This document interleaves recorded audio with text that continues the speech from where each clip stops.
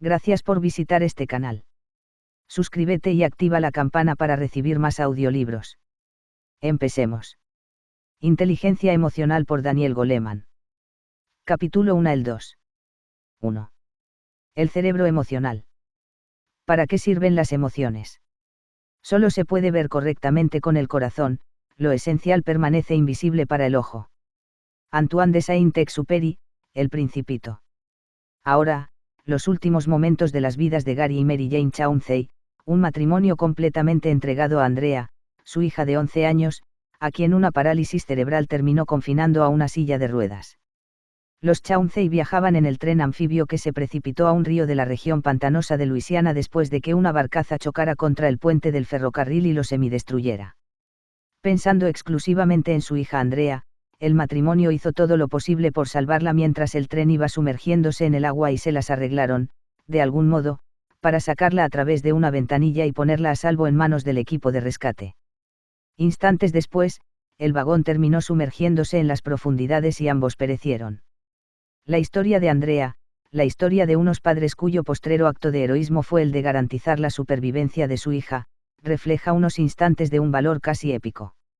No cabe la menor duda de que este tipo de episodio se habrá repetido en innumerables ocasiones a lo largo de la prehistoria y la historia de la humanidad, por no mencionar las veces que habrá ocurrido algo similar en el dilatado curso de la evolución. Desde el punto de vista de la biología evolucionista, la autoinmolación parental está al servicio del éxito reproductivo, que supone transmitir los genes a las generaciones futuras, pero considerado desde la perspectiva de unos padres que deben tomar una decisión desesperada en una situación límite, no existe más motivación que el amor. Este ejemplar acto de heroísmo parental, que nos permite comprender el poder y el objetivo de las emociones, constituye un testimonio claro del papel desempeñado por el amor altruista, y por cualquier otra emoción que sintamos, en la vida de los seres humanos. De hecho, nuestros sentimientos, nuestras aspiraciones y nuestros anhelos más profundos constituyen puntos de referencia ineludibles y nuestra especie debe gran parte de su existencia a la decisiva influencia de las emociones en los asuntos humanos. El poder de las emociones es extraordinario, solo un amor poderoso, la urgencia por salvar al hijo amado, por ejemplo, puede llevar a unos padres a ir más allá de su propio instinto de supervivencia individual. Desde el punto de vista del intelecto, se trata de un sacrificio indiscutiblemente irracional pero, visto desde el corazón, constituye la única elección posible. Cuando los sociobiólogos buscan una explicación al relevante papel que la evolución ha asignado a las emociones en el psiquismo humano, no dudan en destacar la preponderancia del corazón sobre la cabeza en los momentos realmente cruciales. Son las emociones, afirman, las que nos permiten afrontar situaciones demasiado difíciles, el riesgo, las pérdidas irreparables, la persistencia en el logro de un objetivo a pesar de las frustraciones, la relación de pareja, la creación de una familia, etc., como para ser resueltas exclusivamente con el intelecto.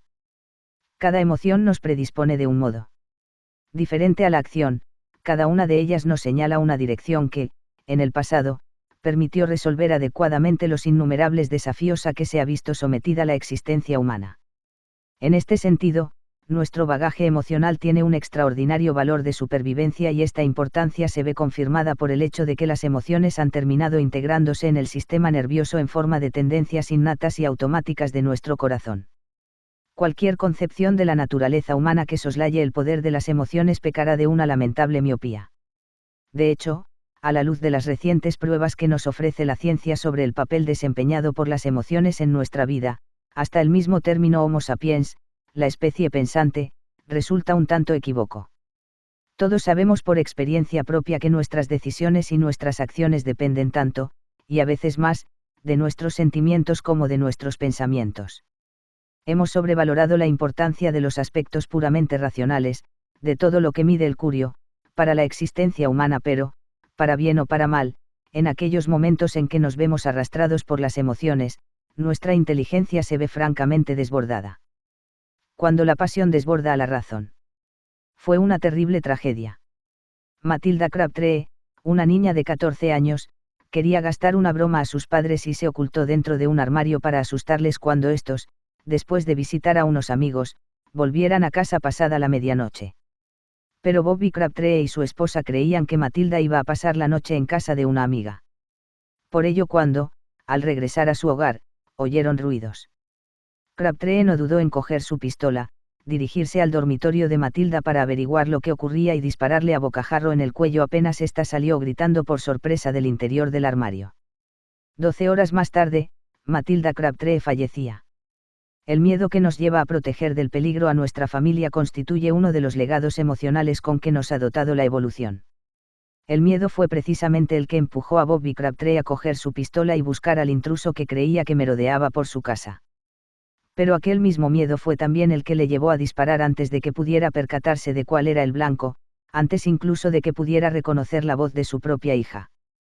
Según afirman los biólogos evolucionistas, este tipo de reacciones automáticas ha terminado inscribiéndose en nuestro sistema nervioso porque sirvió para garantizar la vida durante un periodo largo y decisivo de la prehistoria humana y, más importante todavía, porque cumplió con la principal tarea de la evolución, perpetuar las mismas predisposiciones genéticas en la progenie.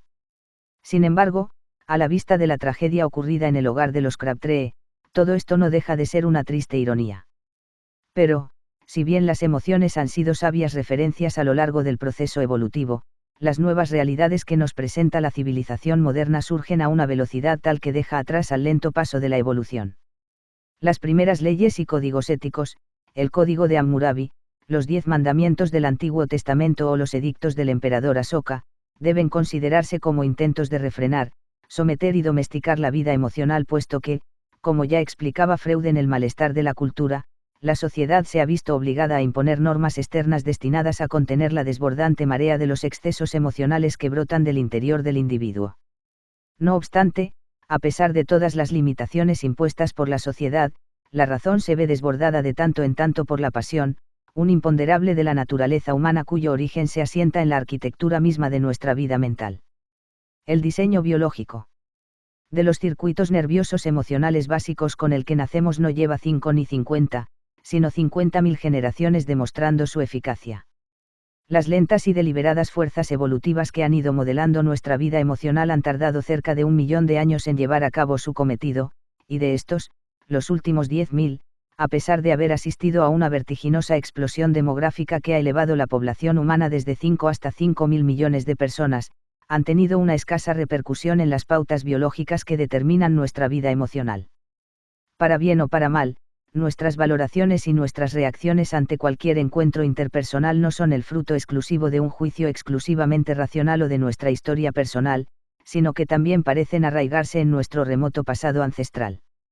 Y ello implica necesariamente la presencia de ciertas tendencias que, en algunas ocasiones, como ocurrió, por ejemplo, en el lamentable incidente acaecido en el hogar de los Crabtree, pueden resultar ciertamente trágicas. Con demasiada frecuencia, en suma, nos vemos obligados a afrontar los retos que nos presenta el mundo postmoderno con recursos emocionales adaptados a las necesidades del Pleistoceno.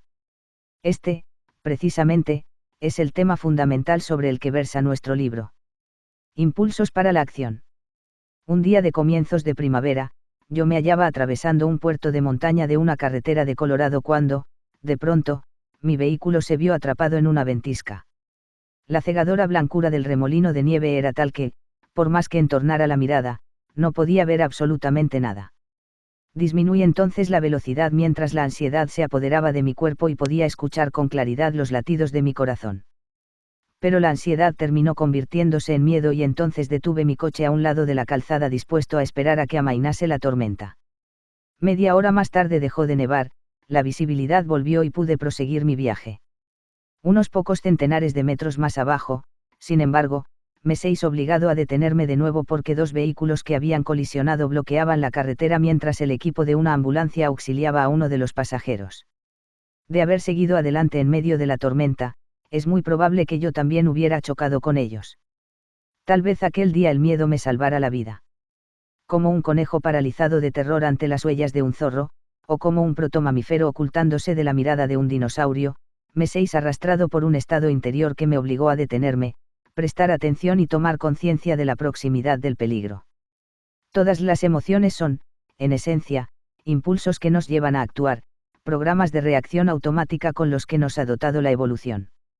La misma raíz etimológica de la palabra emoción proviene del verbo latino movere, que significa moverse, más el prefijo, significando algo así como, movimiento hacia, y sugiriendo, de ese modo, que en toda emoción hay implícita una tendencia a la acción. Basta con observar a los niños o a los animales para darnos cuenta de que las emociones conducen a la acción, es solo en el mundo, civilizado, de los adultos en donde nos encontramos con esa extraña anomalía del reino animal en la que las emociones, los impulsos básicos que nos incitan a actuar, parecen hallarse divorciadas de las reacciones. La distinta impronta biológica propia de cada emoción evidencia que cada una de ellas desempeña un papel único en nuestro repertorio emocional, véase el apéndice A para mayores detalles sobre las emociones básicas. La aparición de nuevos métodos para profundizar en el estudio del cuerpo y del cerebro confirma cada vez con mayor detalle la forma en que cada emoción predispone al cuerpo a un tipo diferente de respuesta. El enojo aumenta el flujo sanguíneo a las manos, haciendo más fácil empuñar un arma o golpear a un enemigo. También aumenta el ritmo cardíaco y la tasa de hormonas que, como la adrenalina, generan la cantidad de energía necesaria para acometer acciones vigorosas. En el caso del miedo, la sangre se retira del rostro, lo que explica la palidez y la sensación de quedarse frío, y fluye a la musculatura esquelética larga, como las piernas, por ejemplo, favoreciendo así la huida. Al mismo tiempo, el cuerpo parece paralizarse, aunque solo sea un instante, para calibrar, tal vez, si el hecho de ocultarse pudiera ser una respuesta más adecuada.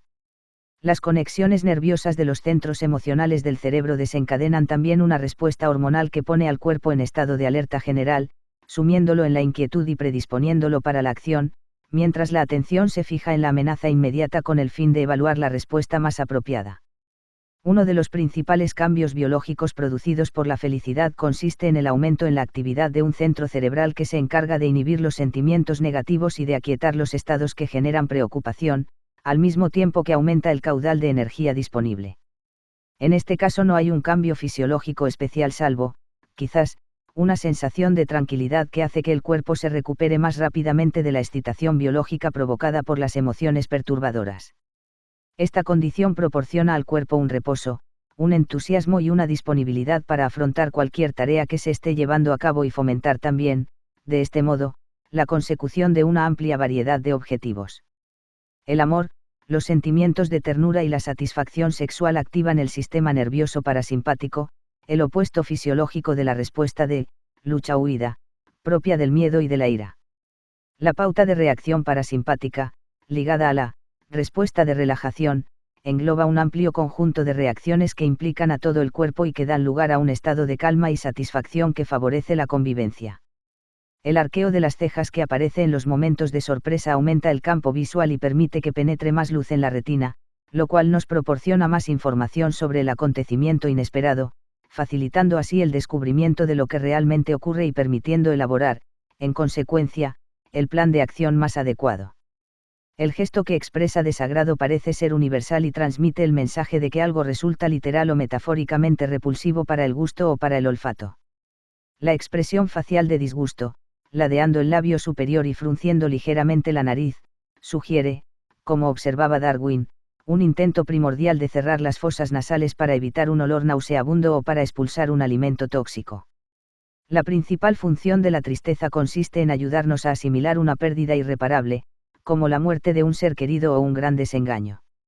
La tristeza provoca la disminución de la energía y del entusiasmo por las actividades vitales, especialmente las diversiones y los placeres, y, cuanto más se profundiza y se acerca a la depresión, más se enlentece el metabolismo corporal. Este encierro introspectivo nos brinda así la oportunidad de llorar una pérdida o una esperanza frustrada, sopesar sus consecuencias y planificar, cuando la energía retorna, un nuevo comienzo. Esta disminución de la energía debe haber mantenido tristes y apesadumbrados a los primitivos seres humanos en las proximidades de su hábitat, donde más seguros se encontraban. Estas predisposiciones biológicas a la acción son modeladas posteriormente por nuestras experiencias vitales y por el medio cultural en que nos ha tocado vivir. La pérdida de un ser querido, por ejemplo, provoca universalmente tristeza y aflicción, pero la forma en que expresamos esa aflicción, el tipo de emociones que expresamos o que guardamos en la intimidad, es moldeada por nuestra cultura, como también lo es, por ejemplo, el tipo concreto de personas que entran en la categoría de seres queridos, y que, por tanto, deben ser llorados. El largo periodo evolutivo durante el cual fueron moldeándose estas respuestas fue, sin duda, el más crudo que ha experimentado la especie humana desde la aurora de la historia. Fue un tiempo en el que muy pocos niños lograban sobrevivir a la infancia, un tiempo en el que menos adultos todavía llegaban a cumplir los 30 años, un tiempo en el que los depredadores podían atacar en cualquier momento, un tiempo, en suma, en el que la supervivencia o la muerte por inanición dependían del umbral impuesto por la alternancia entre sequías e inundaciones. Con la invención de la agricultura, no obstante, las probabilidades de supervivencia aumentaron radicalmente aún en las sociedades humanas más rudimentarias. En los últimos 10.000 años, estos avances se han consolidado y difundido por todo el mundo al mismo tiempo que las brutales presiones que pesaban sobre la especie humana han disminuido considerablemente. Estas mismas presiones son las que terminaron convirtiendo a nuestras respuestas emocionales en un eficaz instrumento de supervivencia, pero, en la medida en que han ido desapareciendo, nuestro repertorio emocional ha ido quedando obsoleto. Si bien, en un pasado remoto, un ataque de rabia podía suponer la diferencia entre la vida y la muerte, la facilidad con la que, hoy en día, un niño de 13 años puede acceder a una amplia gama de armas de fuego ha terminado convirtiendo a la rabia en una reacción frecuentemente desastrosa. Nuestras dos mentes. Una amiga estuvo hablándome de su divorcio, un doloroso proceso de separación. Su marido se había enamorado de una compañera de trabajo y un buen día le anunció que quería irse a vivir con ella. A aquel momento siguieron meses de amargos altercados con respecto al hogar conyugal, el dinero y la custodia de los hijos. Ahora, pocos meses más tarde, me hablaba de su autonomía y de su felicidad. Ya no pienso en él, decía, con los ojos humedecidos por las lágrimas, eso es algo que ha dejado de preocuparme. El instante en que sus ojos se humedecieron podía perfectamente haber pasado inadvertido para mí, pero la comprensión empática, un acto de la mente emocional, de sus ojos húmedos me permitió, más allá de las palabras, un acto de la mente racional, percatarme claramente de su evidente tristeza como si estuviera leyendo un libro abierto. En un sentido muy real, todos nosotros tenemos dos mentes, una mente que piensa y otra mente que siente, y estas dos formas fundamentales de conocimiento interactúan para construir nuestra vida mental. Una de ellas es la mente racional, la modalidad de comprensión de la que solemos ser conscientes, más despierta, más pensativa, más capaz de ponderar y de reflexionar. El otro tipo de conocimiento, más impulsivo y más poderoso, aunque a veces ilógico, es la mente emocional. Véase el apéndice B para una descripción más detallada de los rasgos característicos de la mente emocional. La dicotomía entre lo emocional y lo racional se asemeja a la distinción popular existente entre el corazón y la cabeza. Saber que algo es cierto, en nuestro corazón, pertenece a un orden de convicción distinto, de algún modo, un tipo de certeza más profundo, que pensarlo con la mente racional. Existe una proporcionalidad constante entre el control emocional y el control racional sobre la mente, ya que, cuanto más intenso es el sentimiento, más dominante llega a ser la mente emocional, y más ineficaz, en consecuencia, la mente racional. Esta es una configuración que parece derivarse de la ventaja evolutiva que supuso disponer, durante incontables ocasiones, de emociones e intuiciones que guiaran nuestras respuestas inmediatas frente a aquellas situaciones que ponían en peligro nuestra vida, situaciones en las que detenernos a pensar en la reacción más adecuada podía tener consecuencias francamente desastrosas. La mayor parte del tiempo, estas dos mentes, la mente emocional y la mente racional, operan en estrecha colaboración, entrelazando sus distintas formas de conocimiento para guiarnos adecuadamente a través del mundo. Habitualmente existe un equilibrio entre la mente emocional y la mente racional, un equilibrio en el que la emoción alimenta y da forma a las operaciones de la mente racional y la mente racional ajusta y a veces censura las entradas procedentes de las emociones. En todo caso, sin embargo, la mente emocional y la mente racional constituyen, como veremos, dos facultades relativamente independientes que reflejan el funcionamiento de circuitos cerebrales distintos aunque interrelacionados. En muchísimas ocasiones, pues, estas dos mentes están exquisitamente coordinadas porque los sentimientos son esenciales para el pensamiento y lo mismo ocurre a la inversa. Pero, cuando aparecen las pasiones, el equilibrio se rompe y la mente emocional desborda y secuestra a la mente racional. Erasmo, el humanista del siglo XVI, describió irónicamente del siguiente modo esta tensión perenne entre la razón y la emoción. Júpiter confiere mucha más pasión que razón, en una proporción aproximada de 24:1. Él ha erigido dos irritables tiranos para oponerse al poder solitario de la razón, la ira y la lujuria. La vida ordinaria del hombre evidencia claramente la impotencia de la razón para oponerse a las fuerzas combinadas de estos dos tiranos.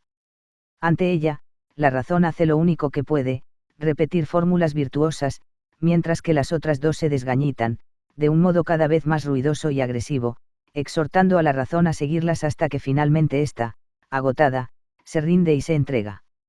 El desarrollo del cerebro. Para comprender mejor el gran poder de las emociones sobre la mente pensante, y la causa del frecuente conflicto existente entre los sentimientos y la razón, consideraremos ahora la forma en que ha evolucionado el cerebro. El cerebro del ser humano, ese kilo y pico de células y jugos neurales, tiene un tamaño unas 3 veces superior al de nuestros primos evolutivos, los primates no humanos. A lo largo de millones de años de evolución, el cerebro ha ido creciendo desde abajo hacia arriba, por así decirlo, y los centros superiores constituyen derivaciones de los centros inferiores más antiguos, un desarrollo evolutivo que se repite, por cierto, en el cerebro de cada embrión humano. La región más primitiva del cerebro, una región que compartimos con todas aquellas especies que solo disponen de un rudimentario sistema nervioso, es el tallo encefálico, que se halla en la parte superior de la médula espinal. Este cerebro rudimentario regula las funciones vitales básicas, como la respiración, el metabolismo de los otros órganos corporales y las reacciones y movimientos automáticos. Mal podríamos decir que este cerebro primitivo piense o aprenda porque se trata simplemente de un conjunto de reguladores programados para mantener el funcionamiento del cuerpo y asegurar la supervivencia del individuo. Este es el cerebro propio de la edad de los reptiles, una época en la que el siseo de una serpiente era la señal que advertía la inminencia de un ataque. De este cerebro primitivo, el tallo encefálico, emergieron los centros emocionales que, millones de años más tarde, dieron lugar al cerebro pensante, o neocórtex, ese gran bulbo de tejidos replegados sobre sí que configuran el estrato superior del sistema nervioso. El hecho de que el cerebro emocional sea muy anterior al racional y que éste sea una derivación de aquel, revela con claridad las auténticas relaciones existentes entre el pensamiento y el sentimiento. La raíz más primitiva de nuestra vida emocional radica en el sentido del olfato o, más precisamente, en el lóbulo olfatorio, ese conglomerado celular que se ocupa de registrar y analizar los olores. En aquellos tiempos remotos el olfato fue un órgano sensorial clave para la supervivencia, porque cada entidad viva, ya sea alimento, veneno, pareja sexual, predador o presa, posee una identificación molecular característica que puede ser transportada por el viento. A partir del lóbulo olfatorio comenzaron a desarrollarse los centros más antiguos de la vida emocional, que luego fueron evolucionando hasta terminar recubriendo por completo la parte superior del tallo encefálico. En esos estadios rudimentarios, el centro olfatorio estaba compuesto de unos pocos estratos neuronales especializados en analizar los olores. Un estrato celular se encargaba de registrar el olor y de clasificarlo en unas pocas categorías relevantes: comestible, tóxico, sexualmente disponible, enemigo o alimento, y un segundo estrato enviaba respuestas reflejas a través del sistema nervioso ordenando al cuerpo las acciones que debía llevar a cabo: comer, vomitar, aproximarse, escapar o cazar. Con la aparición de los primeros mamíferos emergieron también nuevos estratos fundamentales en el cerebro emocional. Estos estratos rodearon al tallo encefálico a modo de una rosquilla en cuyo hueco se aloja el tallo encefálico. A esta parte del cerebro que envuelve y rodea al tallo encefálico se le denominó sistema límbico, un término derivado del latín limbus, que significa anillo. Este nuevo territorio neural agregó las emociones propiamente dichas al repertorio de respuestas del cerebro. Cuando estamos atrapados por el deseo o la rabia, cuando el amor nos enloquece o el miedo nos hace retroceder, nos hallamos, en realidad, bajo la influencia del sistema límbico. La evolución del sistema límbico puso a punto dos poderosas herramientas, el aprendizaje y la memoria, dos avances realmente revolucionarios que permitieron ir más allá de las reacciones automáticas predeterminadas y afinar las respuestas para adaptarlas a las cambiantes exigencias del medio, favoreciendo así una toma de decisiones mucho más inteligente para la supervivencia. Por ejemplo, si un determinado alimento conducía a la enfermedad, la próxima vez sería posible evitarlo. Decisiones como la de saber qué ingerir y qué expulsar de la boca seguían todavía determinadas por el olor y las conexiones existentes entre el bulbo olfatorio y el sistema límbico, pero ahora se enfrentaban a la tarea de diferenciar y reconocer los olores, comparar el olor presente con los olores pasados y discriminar lo bueno de lo malo, una tarea llevada a cabo por el rinencéfalo, que literalmente significa el cerebro nasal, una parte del circuito límbico que constituye la base rudimentaria del neocórtex, el cerebro pensante. Hace unos 100 millones de años, el cerebro de los mamíferos experimentó una transformación radical que supuso otro extraordinario paso adelante en el desarrollo del intelecto, y sobre el delgado córtex de dos estratos se asentaron los nuevos estratos de células cerebrales que terminaron configurando el neocórtex, la región que planifica, comprende lo que se siente y coordina los movimientos. El neocórtex del Homo sapiens, mucho mayor que el de cualquier otra especie, ha traído consigo todo lo que es característicamente humano. El neocórtex es el asiento del pensamiento y de los centros que integran y procesan los datos registrados por los sentidos. Y también agregó al sentimiento nuestra reflexión sobre él y nos permitió tener sentimientos sobre las ideas, el arte, los símbolos y las imágenes. A lo largo de la evolución, el neocórtex permitió un ajuste fino que sin duda habría de suponer una enorme ventaja en la capacidad del individuo para superar las adversidades, haciendo más probable la transmisión a la descendencia de los genes que contenían la misma configuración neuronal. La supervivencia de nuestra especie debe mucho al talento del neocórtex para la estrategia, la planificación a largo plazo y otras estrategias mentales, y de él proceden también sus frutos más maduros, el arte, la civilización y la cultura. Este nuevo estrato cerebral permitió comenzar a matizar la vida emocional. Tomemos, por ejemplo, el amor. Las estructuras límbicas generan sentimientos de placer y de deseo sexual, las emociones que alimentan la pasión sexual, pero la aparición del neocórtex y de sus conexiones con el sistema límbico permitió el establecimiento del vínculo entre la madre y el hijo, fundamento de la unidad familiar y del compromiso a largo plazo de criar a los hijos que posibilita el desarrollo del ser humano. En las especies carentes de neocórtex, como los reptiles, por ejemplo, el afecto materno no existe y los recién nacidos deben ocultarse para evitar ser devorados por la madre. En el ser humano, en cambio, los vínculos protectores entre padres e hijos permiten disponer de un proceso de maduración que perdura toda la infancia, un proceso durante el cual el cerebro sigue desarrollándose. A medida que ascendemos en la escala filogenética que conduce de los reptiles al Mono rhesus y, desde ahí, hasta el ser humano, aumenta la masa neta del neocórtex, un incremento que supone también una progresión geométrica en el número de interconexiones neuronales. Y además hay que tener en cuenta que, cuanto mayor es el número de tales conexiones, mayor es también la variedad de respuestas posibles. El neocórtex permite, pues, un aumento de la sutileza y la complejidad de la vida emocional como, por ejemplo, tener sentimientos sobre nuestros sentimientos. El número de interconexiones existentes entre el sistema límbico y el neocórtex es superior en el caso de los primates al del resto de las especies, e infinitamente superior todavía en el caso de los seres humanos, un dato que explica el motivo por el cual somos capaces de desplegar un abanico mucho más amplio de reacciones, y de matices, ante nuestras emociones. Mientras que el conejo o el Mono rhesus solo dispone de un conjunto muy restringido de respuestas posibles ante el miedo, el neocórtex del ser humano, por su parte, permite un abanico de respuestas mucho más maleable, en el que cabe incluso llamar al 091. Cuanto más complejo es el sistema social, más fundamental resulta esta flexibilidad, y no hay mundo social más complejo que el del ser humano.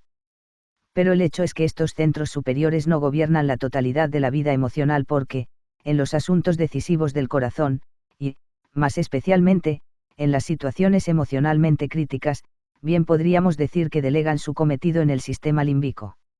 Las ramificaciones nerviosas que extendieron el alcance de la zona límbica son tantas, que el cerebro emocional sigue desempeñando un papel fundamental en la arquitectura de nuestro sistema nervioso. La región emocional es el sustrato en el que creció y se desarrolló nuestro nuevo cerebro pensante y sigue estando estrechamente vinculada con él por miles de circuitos neuronales. Esto es precisamente lo que confiere a los centros de la emoción un poder extraordinario para influir en el funcionamiento global del cerebro, incluyendo, por cierto, a los centros del pensamiento. 2. Anatomía de un secuestro emocional. La vida es una comedia para quienes piensan y una tragedia para quienes sienten. Horace Walpole.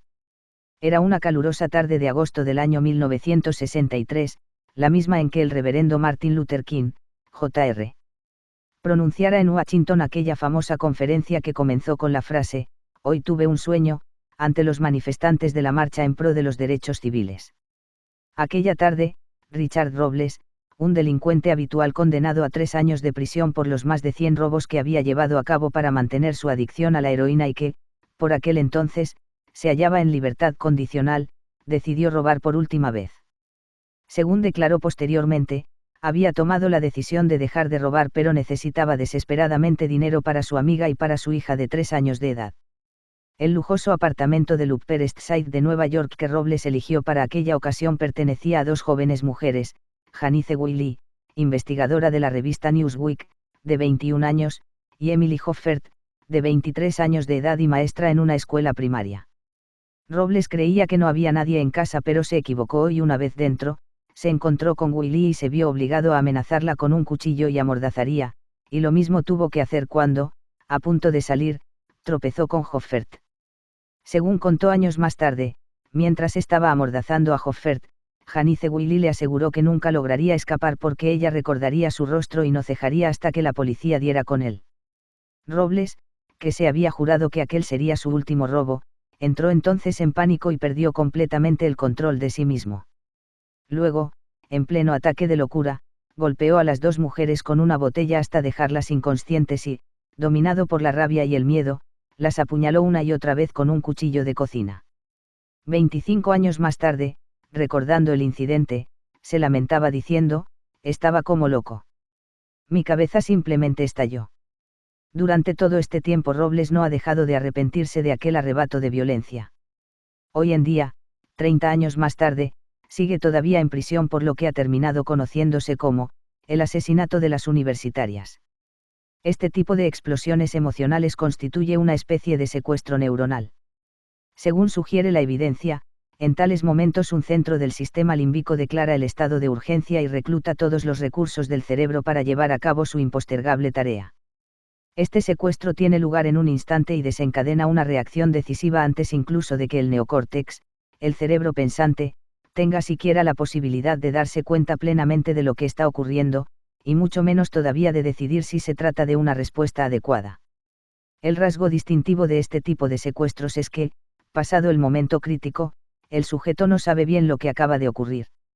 Hay que decir también que estos secuestros no son, en modo alguno, incidentes aislados y que tampoco suelen conducir a crímenes tan detestables como, el asesinato de las universitarias. En forma menos drástica, aunque no, por ello, menos intensa, se trata de algo que nos sucede a todos con cierta frecuencia.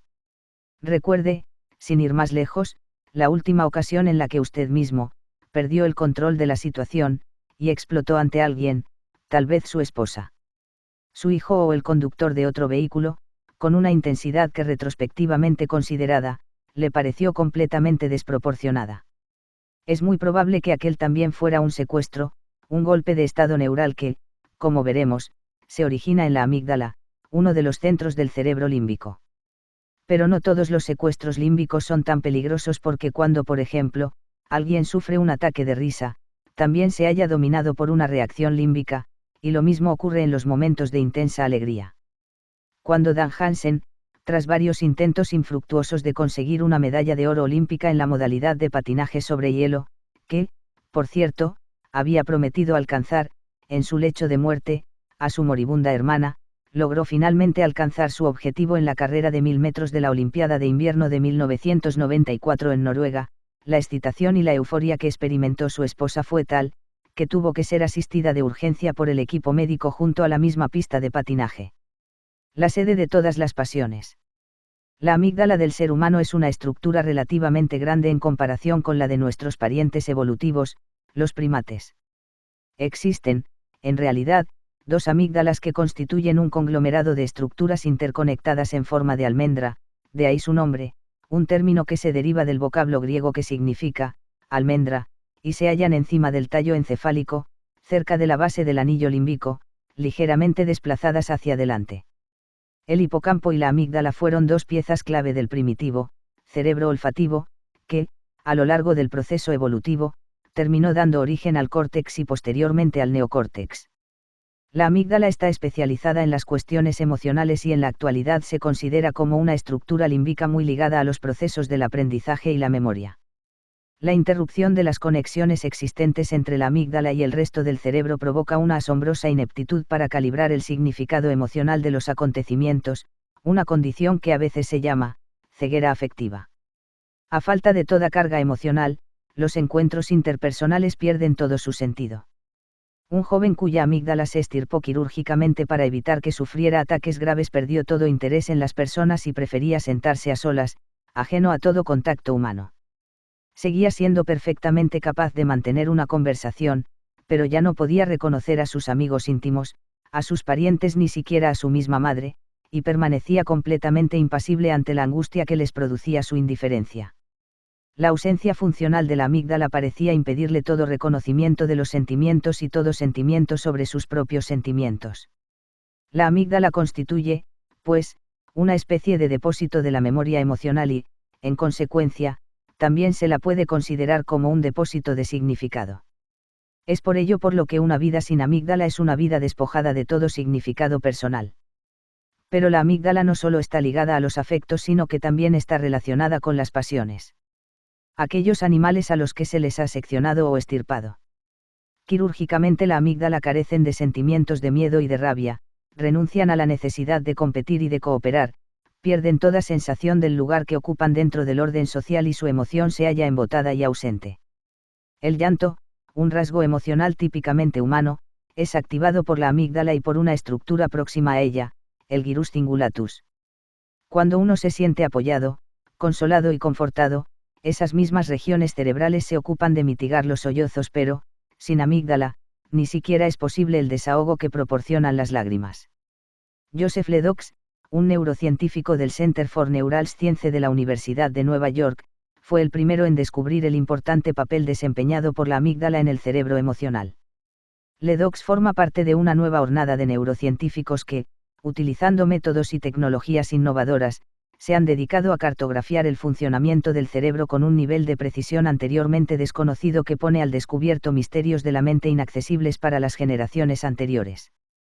Sus descubrimientos sobre los circuitos nerviosos del cerebro emocional han llegado a desarticular las antiguas nociones existentes sobre el sistema límbico, asignando a la amígdala un papel central y otorgando a otras estructuras límbicas funciones muy diversas. La investigación llevada a cabo por Ledoux explica la forma en que la amígdala asume el control cuando el cerebro pensante, el neocórtex, todavía no ha llegado a tomar ninguna decisión. Como veremos, el funcionamiento de la amígdala y su interrelación con el neocórtex constituyen el núcleo mismo de la inteligencia emocional. El repetidor neuronal. Los momentos más interesantes para comprender el poder de las emociones en nuestra vida mental son aquellos en los que nos vemos inmersos en acciones pasionales de las que más tarde, una vez que las aguas han vuelto a su cauce, nos arrepentimos. ¿Cómo podemos volvernos irracionales con tanta facilidad? Tomemos, por ejemplo, el caso de una joven que condujo durante un par de horas para ir a Boston y almorzar y pasar el día con su novio. Durante la comida él le regaló un cartel español muy difícil de encontrar y por el que había estado suspirando desde hacía meses. Pero todo pareció desvanecerse cuando ella le sugirió que fueran al cine y él respondió que no podían pasar el día juntos porque tenía entrenamiento de béisbol. Dolida y recelosa, nuestra amiga rompió entonces a llorar, salió del café y arrojó el cartel a un cubo de la basura. Meses más tarde, recordando el incidente, estaba más arrepentida por la pérdida del cartel que por haberse marchado con cajas destempladas. No hace mucho tiempo que la ciencia ha descubierto el papel esencial desempeñado por la amígdala cuando los sentimientos impulsivos desbordan la razón. Una de las funciones de la amígdala consiste en escudriñar las percepciones en busca de alguna clase de amenaza. De este modo, la amígdala se convierte en un importante vigía de la vida mental, una especie de centinela psicológico que afronta toda situación, toda percepción, considerando una sola cuestión, la más primitiva de todas, ¿es algo que odio? ¿Qué me pueda herir? ¿A lo que temo? En el caso de que la respuesta a esta pregunta sea afirmativa, la amígdala reaccionará al momento poniendo en funcionamiento todos sus recursos neurales y cablegrafiando un mensaje urgente a todas las regiones del cerebro. En la arquitectura cerebral, la amígdala constituye una especie de servicio de vigilancia dispuesto a alertar a los bomberos, la policía y los vecinos ante cualquier señal de alarma. En el caso de que, por ejemplo, suene la alarma de miedo, la amígdala envía mensajes urgentes a cada uno de los centros fundamentales del cerebro, disparando la secreción de las hormonas corporales que predisponen a la lucha o a la huida, activando los centros del movimiento y estimulando el sistema cardiovascular, los músculos y las vísceras. La amígdala también es la encargada de activar la secreción de dosis masivas de noradrenalina, la hormona que aumenta la reactividad de ciertas regiones cerebrales clave, entre las que destacan aquellas que estimulan los sentidos y ponen el cerebro en estado de alerta. Otras señales adicionales procedentes de la amígdala también se encargan de que el tallo encefálico inmovilice el rostro en una expresión de miedo, paralizando al mismo tiempo aquellos músculos que no tengan que ver con la situación, aumentando la frecuencia cardíaca y la tensión sanguínea y enlenteciendo la respiración. Otras señales de la amígdala dirigen la atención hacia la fuente del miedo y predisponen a los músculos para reaccionar en consecuencia. Simultáneamente los sistemas de la memoria cortical se imponen sobre cualquier otra faceta de pensamiento en un intento de recuperar todo conocimiento que resulte relevante para la emergencia presente. Estos son algunos de los cambios cuidadosamente coordinados y orquestados por la amígdala en su función rectora del cerebro. Véase el apéndice C para tener una visión más detallada a este respecto. De este modo, la extensa red de conexiones neuronales de la amígdala permite, durante una crisis emocional, reclutar y dirigir una gran parte del cerebro, incluida la mente racional. El centinela emocional. Un amigo me contó que, hace unos años, se hallaba de vacaciones en Inglaterra almorzando en la terraza de un café ubicado junto a un canal.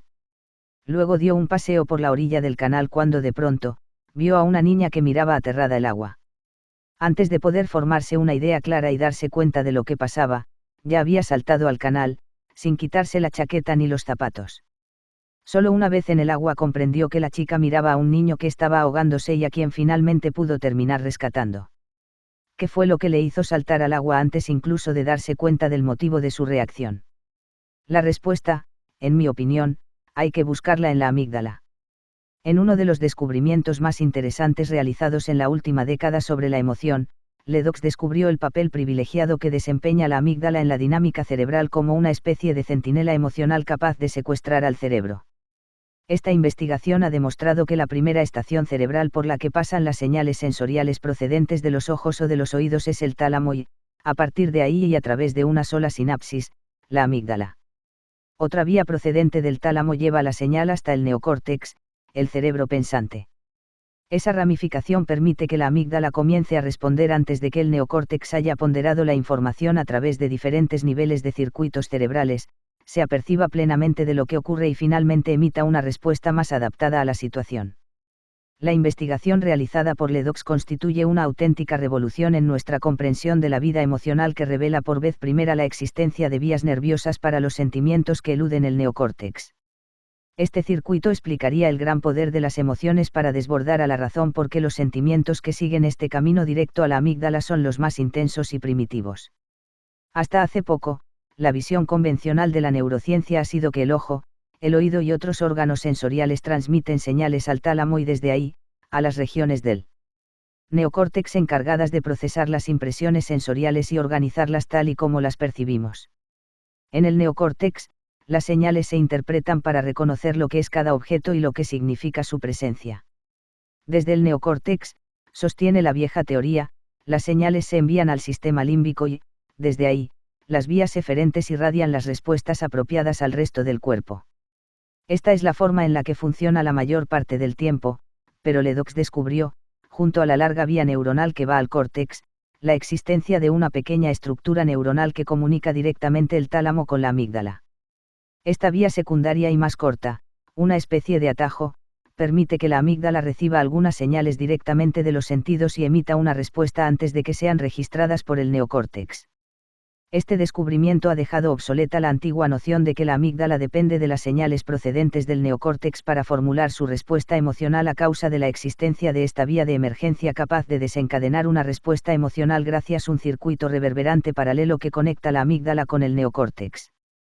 Por ello la amígdala puede llevarnos a actuar antes incluso de que el más lento, aunque ciertamente más informado, neocórtex despliegue sus también más refinados planes de acción. El hallazgo de Ledox ha transformado la noción prevalente sobre los caminos seguidos por las emociones a través de su investigación del miedo en los animales. En un experimento concluyente, Ledox destruyó el córtex auditivo de las ratas y luego las expuso a un sonido que iba acompañado de una descarga eléctrica. Las ratas no tardaron en aprender a temer el sonido, aun cuando su neocórtex no llegara a registrarlo. En este caso, el sonido seguía la ruta directa del oído al tálamo y, desde allí, a la amígdala, saltándose todos los circuitos principales. Las ratas, en suma, habían aprendido una reacción emocional sin la menor implicación de las estructuras corticales superiores. En tal caso, la amígdala percibía, recordaba y orquestaba el miedo de una manera completamente independiente de toda participación cortical. Según me dijo Ledox, anatómicamente hablando, el sistema emocional puede actuar independientemente del neocórtex. Existen ciertas reacciones y recuerdos emocionales que tienen lugar sin la menor participación cognitiva consciente.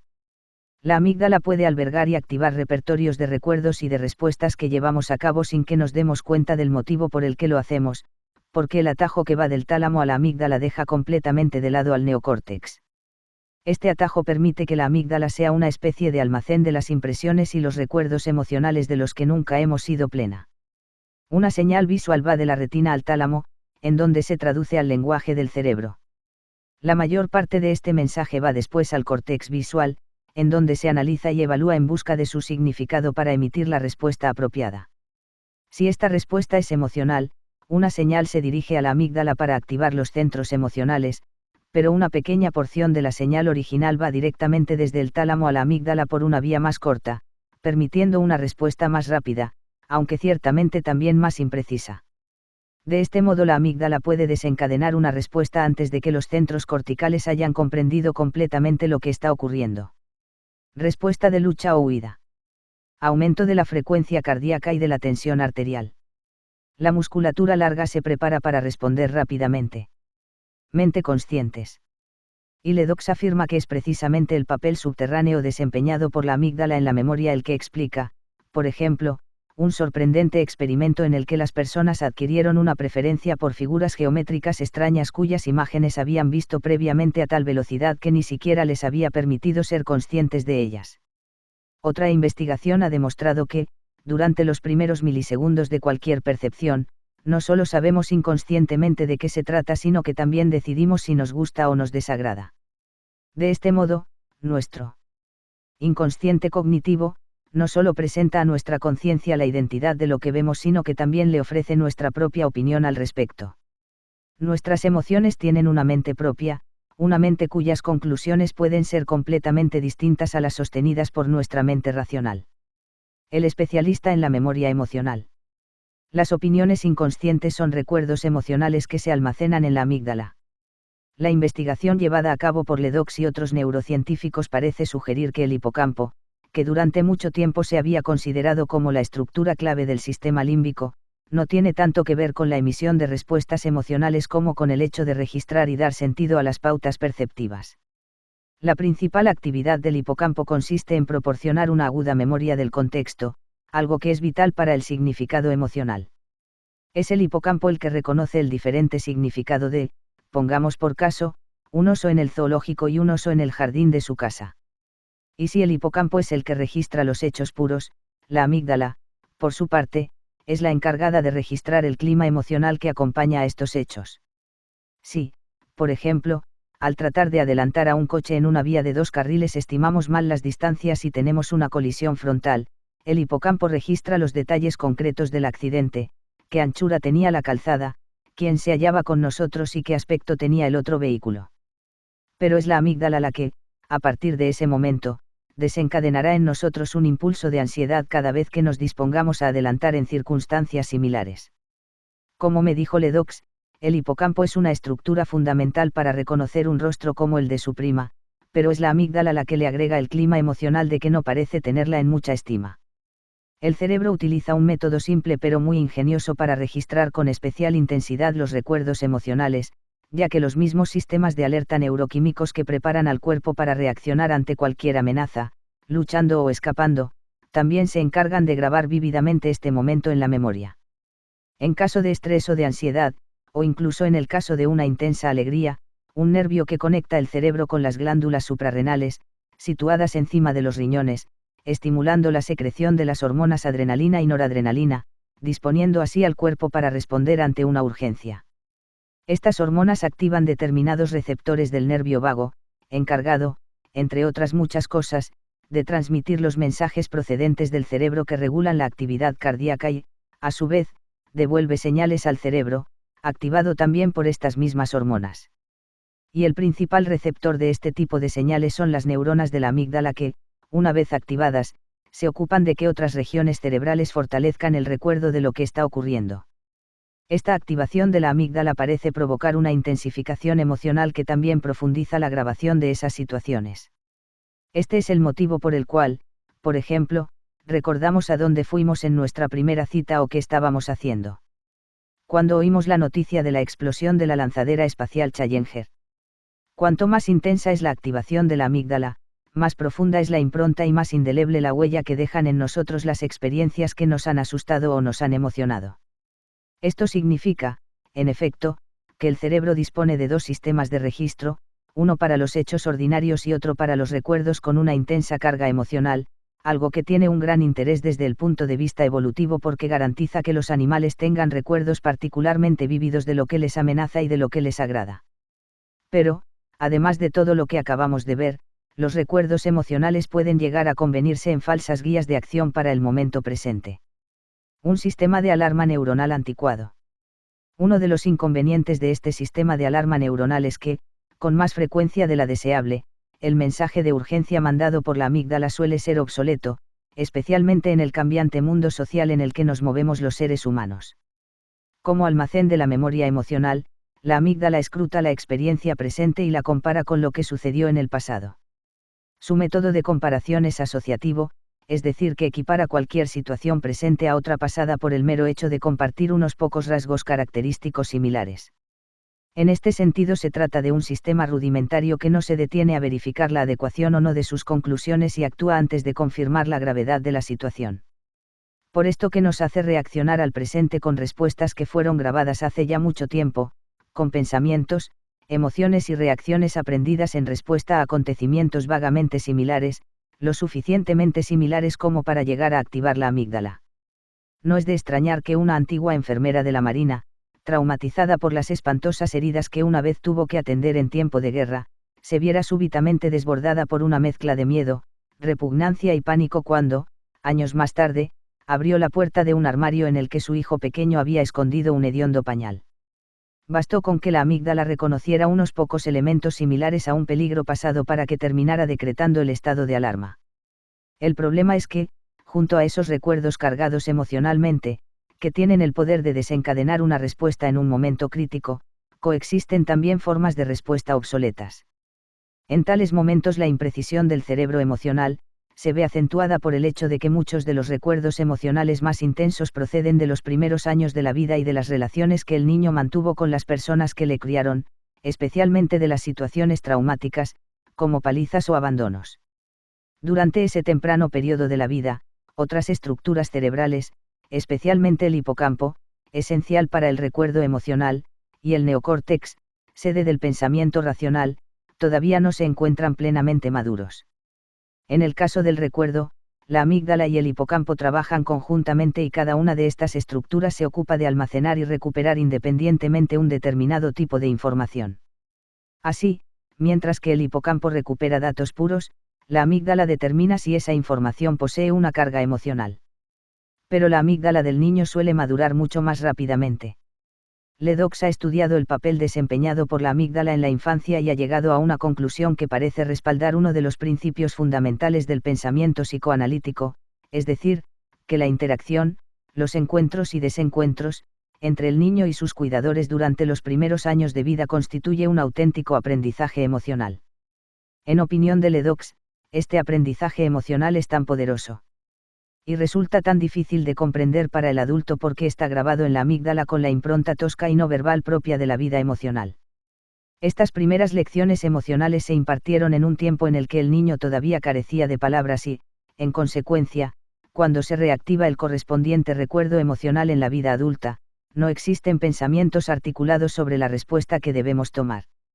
El motivo que explica el desconcierto ante nuestros propios estallidos emocionales es que suelen datar de un periodo tan temprano que las cosas nos desconcertaban y ni siquiera disponíamos de palabras para comprender lo que sucedía. Nuestros sentimientos tal vez sean caóticos, pero las palabras con las que nos referimos a esos recuerdos no lo son. Cuando las emociones son rápidas y toscas. Serían las 3 de la mañana cuando un ruido estrepitoso procedente de un rincón de mi dormitorio me despertó bruscamente, como si el techo se estuviera desmoronando y todo el contenido de la buhardilla cayera al suelo. Inmediatamente salté de la cama y salí de la habitación, pero después de mirar cuidadosamente descubrí que lo único que se había caído era la pila de cajas que mi esposa había amontonado en la esquina el día anterior para ordenar el armario. Nada había caído de la buhardilla, de hecho, ni siquiera había buhardilla. El techo estaba intacto, y yo también lo estaba. Ese salto de la cama medio dormido, que realmente podría haberme salvado la vida en el caso de que el techo ciertamente se hubiera desplomado, ilustra a la perfección el poder de la amígdala para impulsarnos a la acción en caso de peligro antes de que el neocórtex tenga tiempo para registrar siquiera lo que ha ocurrido. En circunstancias así, el atajo que va desde el ojo, o el oído, hasta el tálamo y la amígdala resulta crucial porque nos proporciona un tiempo precioso cuando la proximidad del peligro exige de nosotros una respuesta inmediata. Pero el circuito que conecta el tálamo con la amígdala solo se encarga de transmitir una pequeña fracción de los mensajes sensoriales y la mayor parte de la información circula por la vía principal hasta el neocórtex.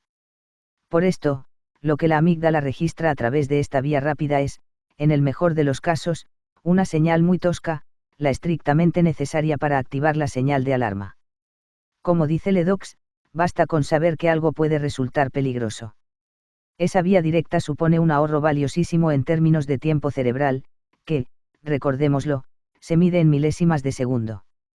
La amígdala de una rata, por ejemplo, puede responder a una determinada percepción en apenas 12 milisegundos, mientras que el camino que conduce desde el tálamo hasta el neocórtex y la amígdala requiere el doble de tiempo. En los seres humanos todavía no se ha llevado a cabo esta medición, pero, en cualquiera de los casos, la proporción existente entre ambas vías sería aproximadamente la misma.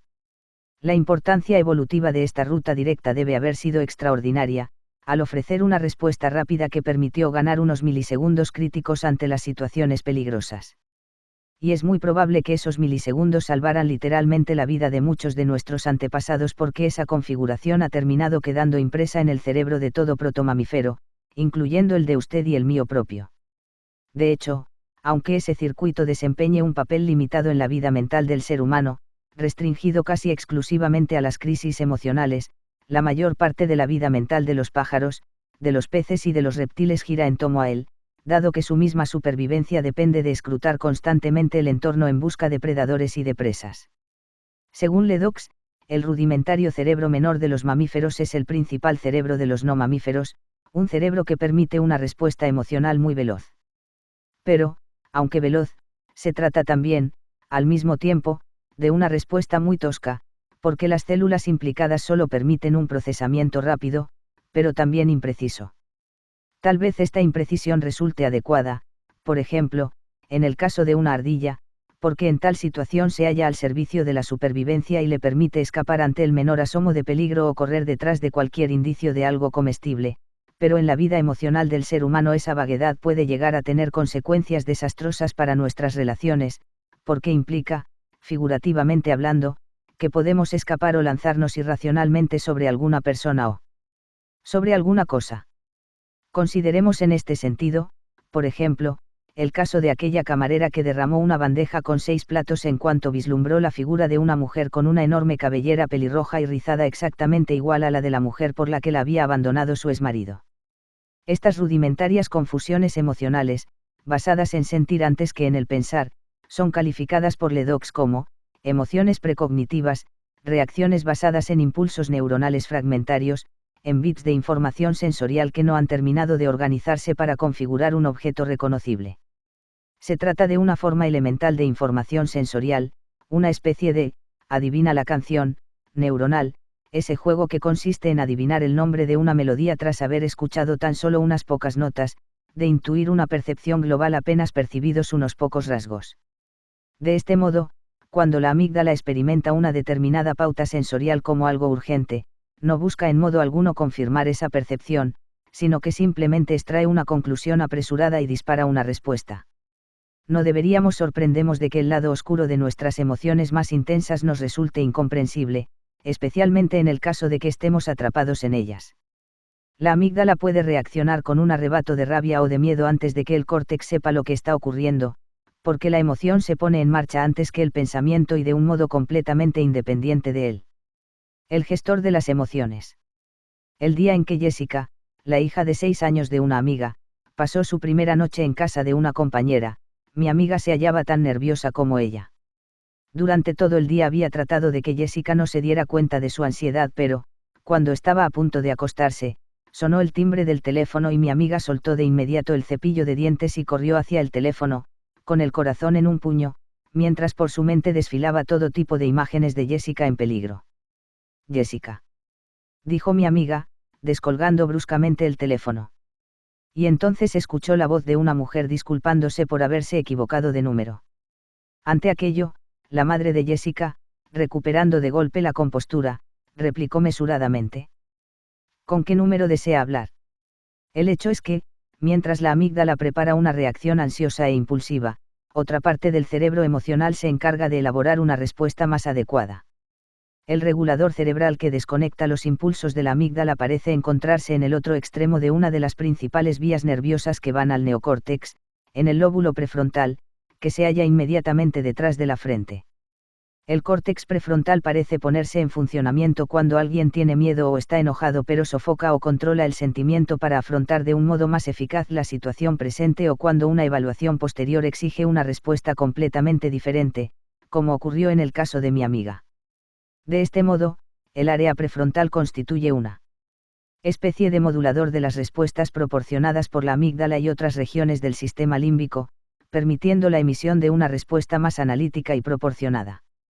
Habitualmente, las áreas prefrontales gobiernan nuestras reacciones emocionales.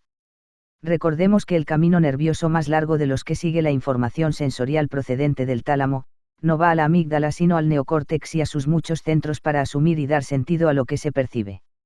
Y esa información y nuestra respuesta correspondiente las coordinan los lóbulos prefrontales, la sede de la planificación y de la organización de acciones tendentes a un objetivo determinado, incluyendo las acciones emocionales. En el neocórtex, una serie de circuitos registra y analiza esta información, la comprende y organiza gracias a los lóbulos prefrontales, y si, a lo largo de ese proceso, se requiere una respuesta emocional, es el lóbulo prefrontal quien la dicta, trabajando en equipo con la amígdala y otros circuitos del cerebro emocional.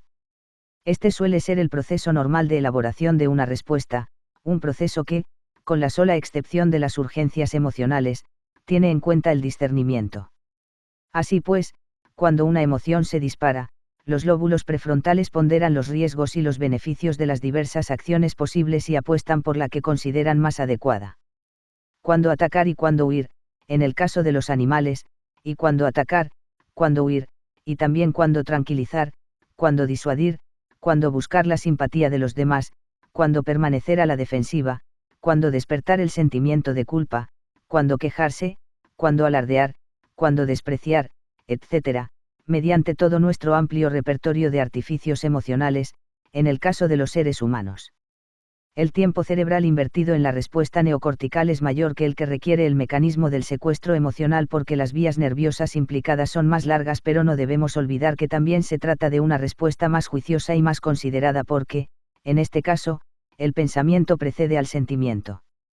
El neocórtex es el responsable de que nos entristezcamos cuando experimentamos una pérdida, de que nos alegremos después de haber conseguido algo que considerábamos importante o de que nos sintamos dolidos o encolerizados por lo que alguien nos ha dicho o nos ha hecho. Del mismo modo que sucede con la amígdala, sin el concurso de los lóbulos prefrontales gran parte de nuestra vida emocional desaparecería porque sin comprensión de que algo merece una respuesta emocional, no hay respuesta emocional alguna. Desde la aparición, en la década de los 40, de la tristemente famosa cura quirúrgica de la enfermedad mental, la lobotomía prefrontal, una operación que consistía en seccionar las conexiones existentes entre el córtex prefrontal y el cerebro inferior o en extirpar parcialmente, con frecuencia de un modo bastante torpe, una parte de los lóbulos prefrontales. Los neurólogos han sospechado que estos desempeñan un importante papel en la vida emocional. En aquella época, anterior a la aparición de una medicación eficaz para el tratamiento de la enfermedad mental, la lobotomía era aclamada como el tratamiento para resolver los problemas mentales más graves, corta los vínculos entre los lóbulos prefrontales y el resto del cerebro y liberarás al paciente de su trastorno. Sin embargo, la eliminación de conexiones nerviosas clave terminaba también, por desgracia, liberando al paciente de su vida emocional, porque se había destruido su circuito maestro. El secuestro emocional parece implicar dos dinámicas distintas, la activación de la amígdala y el fracaso en activar los procesos neocorticales que suelen mantener equilibradas nuestras respuestas emocionales. En esos momentos, la mente racional se ve desbordada por la mente emocional y lo mismo ocurre con la función del córtex prefrontal como un gestor eficaz de las emociones sopesando las reacciones antes de actuar y amortiguando las señales de activación enviadas por la amígdala y otros centros límbicos, como un padre que impide que su hijo se comporte arrebatando todo lo que quiere y le enseña a pedirlo, o a esperar. El interruptor que apaga la emoción perturbadora parece hallarse en el lóbulo prefrontal izquierdo. Los neurofisiólogos que han estudiado los estados de ánimo de pacientes con lesiones en el lóbulo prefrontal han llegado a la conclusión de que una de las funciones del lóbulo prefrontal izquierdo consiste en actuar como una especie de termostato neural que regula las emociones desagradables. Así pues, el lóbulo prefrontal derecho es la sede de sentimientos negativos como el miedo y la agresividad. Mientras que el lóbulo prefrontal izquierdo los tiene a raya. Muy probablemente inhibiendo el lóbulo derecho. En un determinado estudio, por ejemplo, los pacientes con lesiones en el córtex prefrontal izquierdo eran proclives a experimentar miedos y preocupaciones catastrofistas mientras que aquellos otros con lesiones en el córtex prefrontal derecho eran desproporcionadamente joviales, bromeaban continuamente durante las pruebas neurológicas y estaban tan despreocupados que no ponían el menor cuidado en lo que estaban haciendo. Este fue precisamente el caso de un marido feliz, un hombre al que se le había extirpado parcialmente el lóbulo prefrontal derecho para eliminar una malformación cerebral, una operación después de la cual había experimentado un auténtico cambio de personalidad que le convirtió en una persona más amable y, según dijo la mar de contenta su esposa a los médicos, más afectiva. El lóbulo prefrontal izquierdo, en suma, parece formar parte de un circuito que se encarga de desconectar, o, al menos, de atenuar parcialmente, los impulsos emocionales más negativos. Así pues, si la amígdala constituye una especie de señal de alarma, el lóbulo prefrontal izquierdo, por su parte, parece ser el interruptor que desconecta las emociones más perturbadoras, como si la amígdala propusiera y el lóbulo prefrontal dispusiera. De este modo, las conexiones nerviosas existentes entre el córtex prefrontal y el sistema límbico no solo resultan esenciales para llevar a cabo un ajuste fino de las emociones, sino que también lo son para ayudarnos a navegar a través de las decisiones vitales más importantes. Armonizando la emoción y el pensamiento. Las conexiones existentes entre la amígdala y las estructuras límbicas relacionadas con ella, y el neocórtex constituyen el centro de gravedad de las luchas y de los tratados de cooperación existentes entre el corazón y la cabeza, entre los pensamientos y los sentimientos. Esta vía nerviosa, en suma, explicaría el motivo por el cual la emoción es algo tan fundamental para pensar eficazmente, tanto para tomar decisiones inteligentes como para permitirnos simplemente pensar con claridad. Consideremos el poder de las emociones para obstaculizar el pensamiento mismo. Los neurocientíficos utilizan el término memoria de trabajo para referirse a la capacidad de la atención para mantener en la mente los datos esenciales para el desempeño de una determinada tarea o problema, ya sea para descubrir los rasgos ideales que uno busca en una casa mientras hojea folletos de inmobiliarias como para considerar los elementos que intervienen en una de las pruebas de un test de razonamiento. La corteza prefrontal es la región del cerebro que se encarga de la memoria de trabajo. Pero, como acabamos de ver, existe una importante vía nerviosa que conecta los lóbulos prefrontales con el sistema límbico, lo cual significa que las señales de las emociones intensas, ansiedad, cólera y similares, pueden ocasionar parásitos neurales que saboteen la capacidad del lóbulo prefrontal para mantener la memoria de trabajo. Este es el motivo por el cual, cuando estamos emocionalmente perturbados, solemos decir que, no puedo pensar bien, y también permite explicar por qué la tensión emocional prolongada puede obstaculizar las facultades intelectuales del niño y dificultar así su capacidad de aprendizaje. Estos déficits no los registra siempre los tests que miden el curio, aunque pueden ser determinados por análisis neuropsicológicos más precisos y colegidos de la continua agitación e impulsividad del niño. En un estudio llevado a cabo con alumnos de escuelas primarias que, a pesar de tener un curio por encima de la media, mostraban un pobre rendimiento académico, las pruebas neuropsicológicas determinaron claramente la presencia de un desequilibrio en el funcionamiento de la corteza frontal. Se trataba de niños impulsivos y ansiosos, a menudo desorganizados y problemáticos, que parecían tener un escaso control prefrontal sobre sus impulsos límbicos. Este tipo de niños presenta un elevado riesgo de problemas de fracaso escolar, alcoholismo y delincuencia, pero no tanto porque su potencial intelectual sea bajo, sino porque su control sobre su vida emocional se haya severamente restringido. El cerebro emocional, completamente separado de aquellas regiones del cerebro cuantificadas por las pruebas corrientes del centilitros, controla igualmente la rabia y la compasión. Se trata de circuitos emocionales que son esculpidos por la experiencia a lo largo de toda la infancia y que no deberíamos dejar completamente en manos del azar. También hay que tener en cuenta el papel que desempeñan las emociones hasta en las decisiones más racionales. En su intento de comprensión de la vida mental, el doctor Antonio Damasio, un neurólogo de la Facultad de Medicina de la Universidad de Iowa, ha llevado a cabo un meticuloso estudio de los daños que presentan aquellos pacientes que tienen lesionadas las conexiones existentes entre la amígdala y el lóbulo prefrontal. En tales pacientes, el proceso de toma de decisiones se encuentra muy deteriorado aunque no presenten el menor menoscabo de su curio o de cualquier otro tipo de habilidades cognitivas. Pero, a pesar de que sus capacidades intelectuales permanezcan intactas, sus decisiones laborales y personales son desastrosas e incluso pueden obsesionarse con algo tan nimio como concertar una cita. Según el doctor Damasio, el proceso de toma de decisiones de estas personas se halla deteriorado porque han perdido el acceso a su aprendizaje emocional. En este sentido, el circuito de la amígdala prefrontal constituye una encrucijada entre el pensamiento y la emoción, una puerta de acceso a los gustos y disgustos que el sujeto ha adquirido en el curso de la vida. Separadas de la memoria emocional de la amígdala, las valoraciones realizadas por el neocórtex dejan de desencadenar las reacciones emocionales que se le asociaron en el pasado y todo asume una gris neutralidad. En tal caso, cualquier estímulo, ya se trate de un animal favorito o de una persona detestable, deja de despertar atracción o rechazo. Esos pacientes han olvidado todo aprendizaje emocional porque han perdido el acceso al lugar en el que éste se asienta, la amígdala. Estas averiguaciones condujeron al doctor Damasio a la conclusión contraintuitiva de que los sentimientos son indispensables para la toma racional de decisiones, porque nos orientan en la dirección adecuada para sacar el mejor provecho a las posibilidades que nos ofrece la fría lógica. Mientras que el mundo suele presentarnos un desbordante despliegue de posibilidades, ¿en qué debería invertir los ahorros de mi jubilación?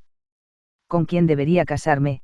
El aprendizaje emocional que la vida nos ha proporcionado nos ayuda a eliminar ciertas opciones y a destacar otras. Es así como, arguye el doctor Damasio, el cerebro emocional se halla tan implicado en el razonamiento como lo está el cerebro pensante. Las emociones, pues, son importantes para el ejercicio de la razón. En la danza entre el sentir y el pensar, la emoción guía nuestras decisiones instante tras instante, trabajando mano a mano con la mente racional y capacitando, o incapacitando, al pensamiento mismo.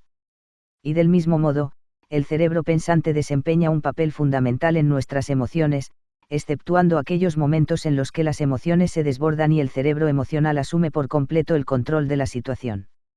En cierto modo, tenemos dos cerebros y dos clases diferentes de inteligencia, la inteligencia racional y la inteligencia emocional, y nuestro funcionamiento en la vida está determinado por ambos. Por ello no es el curio lo único que debemos tener en cuenta, sino que también deberemos considerar la inteligencia emocional. De hecho, el intelecto no puede funcionar adecuadamente sin el concurso de la inteligencia emocional, y la adecuada complementación entre el sistema límbico y el neocórtex, entre la amígdala y los lóbulos prefrontales, exige la participación armónica entre ambos. Solo entonces podremos hablar con propiedad de inteligencia emocional y de capacidad intelectual. Esto vuelve a poner sobre el tapete el viejo problema de la contradicción existente entre la razón y el sentimiento.